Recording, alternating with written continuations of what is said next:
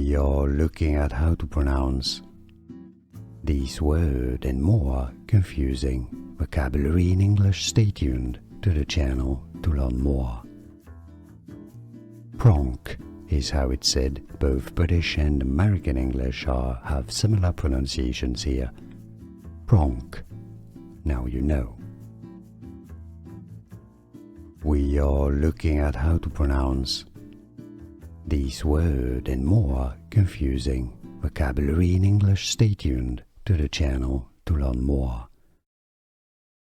Pronk is how it's said. Both British and American English have similar pronunciations here. Pronk. Now you know. Here are more videos on how to pronounce more confusing words and names too many mispronounced. Like this video if you found it useful. I appreciate your support. I'll see you soon and thanks for watching.